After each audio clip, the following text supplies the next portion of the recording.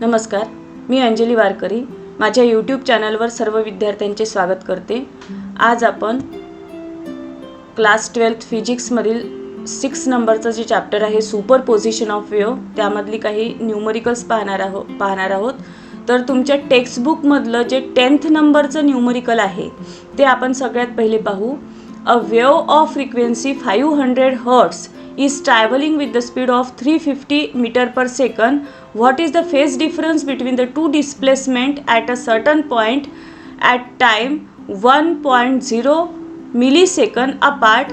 What will be the smallest distance between the 2 points which is 45 degree out of phase at an instant of time? म्हणजे आपल्याला काय दिलेलं आहे की एक वेव्ह आहे, त्याची फ्रिक्वेन्सी दिलेली आहे 500 हर्ट्ज. पटकन लिहून टाकायचं. दॅट इज ॲन गिव्हनमध्ये n is equal to 500 hertz, travelling with the speed of 350 metre per second आणि त्याची व्हेलॉसिटी दिलेली आहे 350 metre per second. What is the phase difference between the two displacement? Phase difference आपल्याला काढायचा आहे at a certain point. आपल्याला time difference दिलेला आहे that is 1.0 millisecond. That is time difference is equal to 1.1 millisecond. That is आपण त्याला लिहू शकतो 10 raised to the power -3 second. आता what will be the smallest distance between the two points which are 45 out of phase? म्हणजे त्या ज्या waves आहे त्यांच्यामधला जो फेज डिफरन्स आहे तो 45 डिग्रीचा दिलेला आहे. दॅट इज π/4 रेडियन असं आपण त्याला लिहू शकतो. आता आपल्याला काढायचं काय आहे इथे? पाथ डिफरन्स, फेज डिफरन्स दोन्ही काढायचं आहे. तर त्याच्यासाठी मग आता दोन्ही काढायचं असले तर आपल्याला पहिले आवश्यक आहे लॅम्बडाची व्हॅल्यू काढणं आवश्यक आहे. वेवलेंथ किती आहे? तर त्याची वी नो दॅट त्याचा फॉर्म्युला आहे V is equal to N lambda. Therefore lambda is equal to V upon N असं आपण लिहू शकतो. व्हीची व्हॅल्यू दिलेली आहे, एनची व्हॅल्यू दिलेली आहे. व्हीची व्हॅल्यू किती आहे आपल्याजवळ?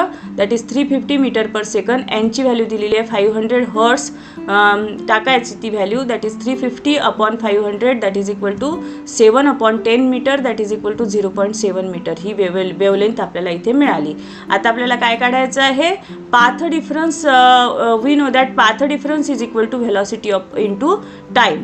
देअरफॉर व्हेलॉसिटी दिलेली आहे 350 इंटू 10 टाईम दिलेला आहे that is 10 raised to the power -3 second. That is 350 into 10 raised to the power -3. त्याला जर आपण सॉल्व केलं तर 0.35 मीटर.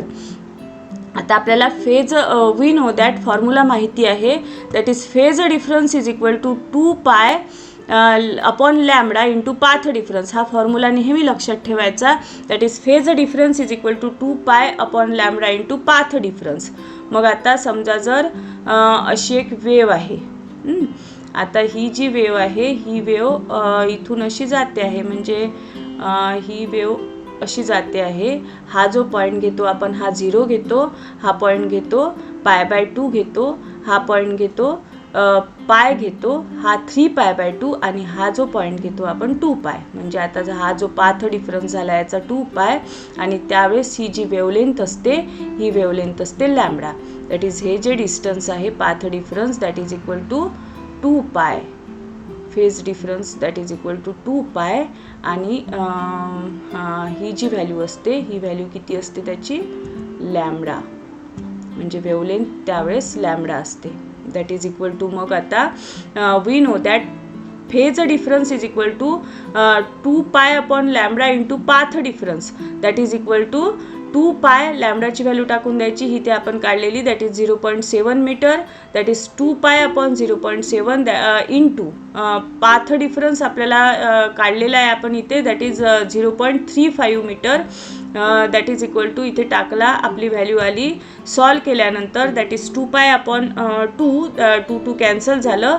ॲन्सर आलं आपलं pi radian. Therefore path difference phase difference is equal to pi radian. ही व्हॅल्यू आपल्याला निघालेली आहे. आता आपल्याला बी काढायचं आहे that is what will be the smallest distance between the two point which are 45 degree out of phase. मग आता फेज डिफरन्स किती दिलेले आहे? 45 डिग्री म्हणजेच किती दिलेले आहे? π/4 π/4 रेडियन. आता वी नो दॅट हे आपल्याला या याच्यावरून we know that 2π is equal to lambda. जेव्हा फेज डिफरन्स 2π असतो तेव्हा वेवलेंथ किती असते, लॅम्बडा असते. आता याला समजा जर आपल्याला लॅम्बडा π/4 ची व्हॅल्यू माहिती आहे, त्याच्यामुळे याला काय करायचं, आपण डिवायडेड बाय 8 करायचं both side. That is 2π/8 that is equal to λ/8. हा 2 आणि इथे 2 1 जा 2 आणि 2 4 जा 8 म्हणजे इथे येईल π/4. π/4 दॅट इज इक्वल टू लॅम्बडाची व्हॅल्यू टाकून द्यायची 0.7. इथे आपण काढलेली आहे ती 0.7/8 दॅट इज इक्वल टू 0.7/8 म्हणजे ही जी 8ची व्हॅल्यू आहे ती आपण सिम्प्लिफिकेशनसाठी टाकून द्यायची 0.125. त्याला आपण तसं लिहू शकतो. दॅट इज हे समजा जर सॉल्व केलं तर आपला ॲन्सर येईल 0.875 मीटर म्हणजेच मग 8.75 सेंटीमीटर असं आपण लिहू शकतो. This is our answer. त्यानंतर नेक्स्ट जे आहे तुमचं किती नंबरचं, 11 नंबरचं. A sound wave in a certain fluid medium is reflected at a obstacle to form a standing wave. Thus distance between the two successive nodes is 3.75 centimeter. If the velocity of sound wave is 1500 metre per second, find the frequency. आपल्याला इथे काय दिलेलं आहे की एक sound waves आहे ती एका फ्लुइड मीडियममधून जाते आहे आणि ती फ्लुइड मीडियममधून गेल्यानंतर तिला मधात ऑब्स्टॅकल लागल्यामुळे ती परत रिफ्लेक्ट झाल्यानंतर तिचं सुपर इम्पोज झालं आणि सुपर इम्पोज झाल्यानंतर तिथे स्टँडिंग वेव्ह फॉर्म झाली.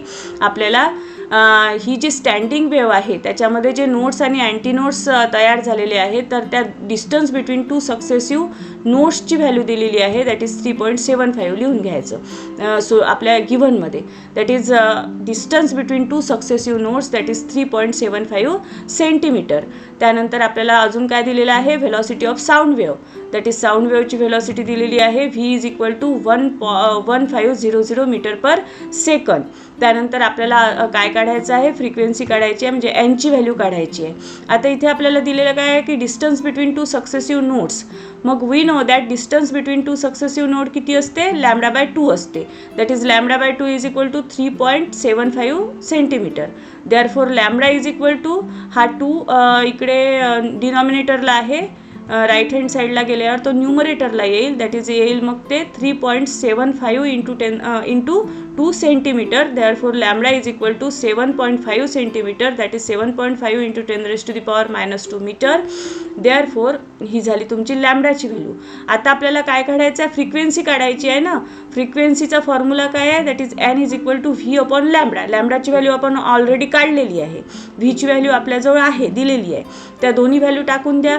दॅट इज व्हीची व्हॅल्यू आपल्याला इथे दिलेली आहे that is 1500 metre per second upon लॅम्बडाची व्हॅल्यू आपण इथे काढलेली आहे दॅट इज 7.5 इंटू 10⁻⁻2 मीटर.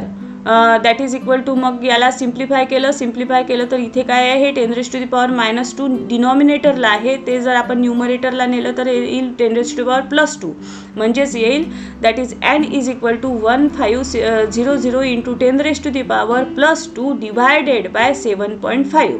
मग आता 7.5ला 7.5नी 1500ला डिवाइड केलं, ॲन्सर आलं 200 into 10⁻+2 that is the frequency is equal to 20 into 10⁻+3 असं आपण याला लिहू शकतो. That is frequency is equal to 2 kilohertz. त्यानंतर नेक्स्ट न्यूमरिकल आहे आपलं 12th नंबरचं, तुमच्या टेक्स्टबुकमधलं 12th नंबरचं numerical. That is 2 sources of sound are separated by a distance 4 metre. They both emit the sound with the same amplitude and frequency that is 330 Hz, but they are 180 degree out of phase. At what point between the two sources will the sound intensity be maximum? म्हणजे दोन sources दिलेले आहे, एक हा source आहे S1 आणि एक source दिला आपला समजा S2. मग आता हे जे दोन सोर्सेस आहे हे दोन सोर्सेस एकमेकांपासून किती 4 मीटर अपार्ट आहे. म्हणजे त्यांच्यामधला जो पाथ डिफरन्स आहे तो किती आहे 4 मीटर. इथे सेंटीमीटर झालं 4 मीटर. दॅट इज हे किती आहे 4 मीटर अपार्ट आहे. They both emit the sound with the same amplitude and frequency मग आता या S1 पासूनही एक वेव निघेल आणि S2 पासूनही एक वेव निघेल. अशी वेव निघाली, S2 पासून सुद्धा अशी एक वेव निघेल. मग आता ह्या ज्या दोन वेव निघालेल्या ह्या कशा आहे, सेम ॲम्प्लिट्यूड आणि सेम फ्रिक्वेन्सीच्या आहे आणि त्यांची फ्रिक्वेन्सी आपल्याला दिलेली आहे, दॅट इज 330 हर्ट्स. आणि but they are 180 out of phase. त्यांचा फेज डिफरन्स दिलेला आहे, दॅट इज फायची व्हॅल्यू आपल्याला दिलेली आहे, that is 180 degree. That is आपण त्याला काय लिहू शकतो, पाय रेडियन असं लिहू शकतो. At the point between the to sources, at what point between the to sources will the sound intensity is maximum. म्हणजे आपल्याला काय काढायचं आहे की ह्या ज्या वेव्ज आहे, ह्या वेव्ज एकमेकांसमोर आल्या, एकमेकांसमोर सुपर इम्पोज झाल्यानंतर आपल्याला काही पॉईंट ब्राईट मिळाले, काही डार्क मिळाले. तर समजा जर आता इथे ह्या त्या ज्या दोन वेव्ज आहे, म्हणजे हे कसं इंटरफेरन्सचं उदाहरण आहे. तर पहा इथे सेंटरला काय येईल की इथे कन्स्ट्रक्टिव्ह इंटरफेरन्स आपल्याला मिळेल आणि कन्स्ट्रक्टिव्ह इंटरफेरन्स मिळालं तर याच्या सेंटरला आपल्याला मॅक्सिमम पॉईंट मिळेल इथे. आणि आपल्याला तेच पॉईंट काढायचे आहे की ज्याची इंटेन्सिटी मॅक्सिमम आहे, असे आपल्याला पॉईंट्स काढायचे आहे. तर ह्या ज्या दोन वेव्ज आहे त्यांची इंटेन्सिटी सेंटरच्या पॉईंटला त्यांची इंटेन्सिटी ही मॅक्सिमम मिळेल. दॅट इज इथे आपल्याला काय आहे आता की मीडियम दिलेलं नाही आहे म्हणजे आपण कोणतं मीडियम घ्यायचं, एअर घ्यायचं.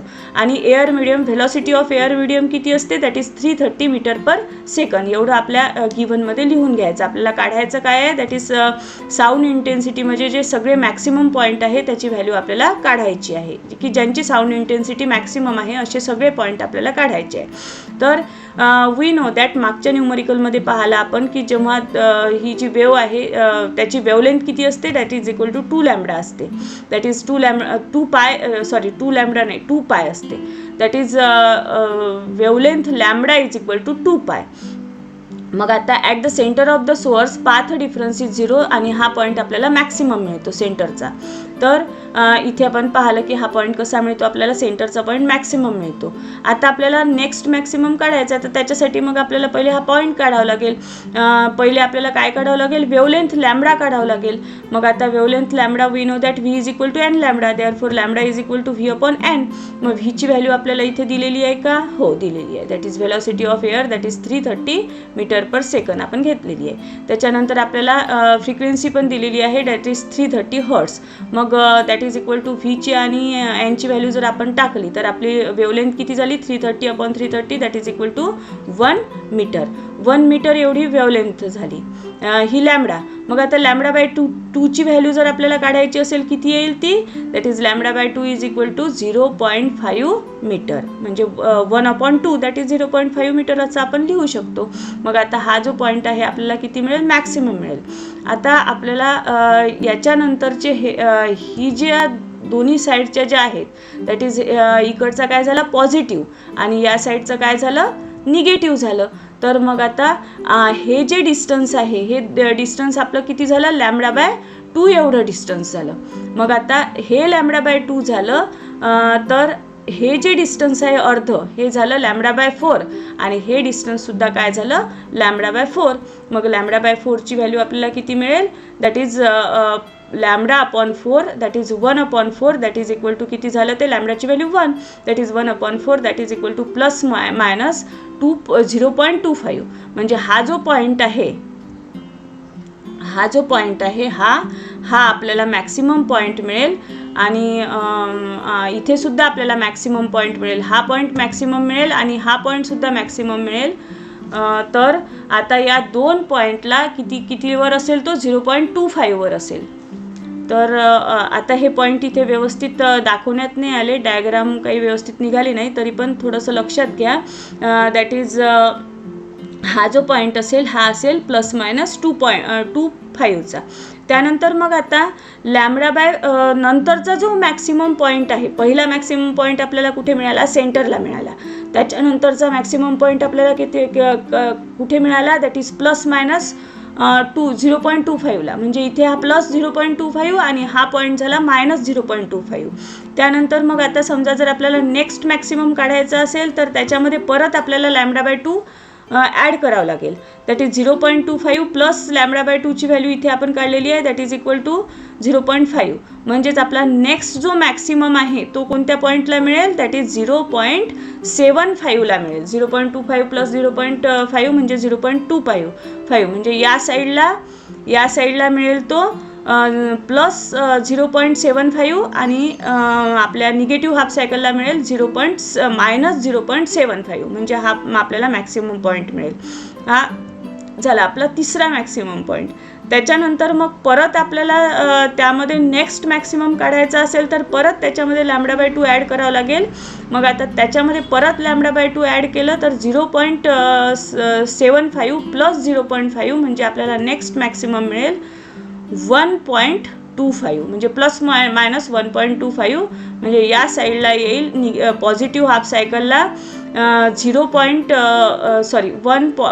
प्लस 1.25 आणि या साईडला येईल -1.25.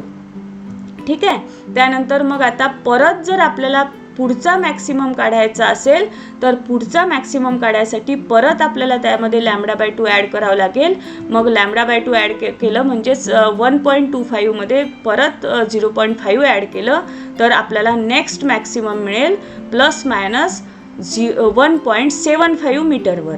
म्हणजेच मग आता पॉझिटिव्ह म्हणजेच प्लस 1.75 आणि इकडे या साईडला निगेटिव्हला येईल -1.75 म्हणजे अशा प्रकारचे मॅक्सिमम पॉईंट आपल्याला मिळेल.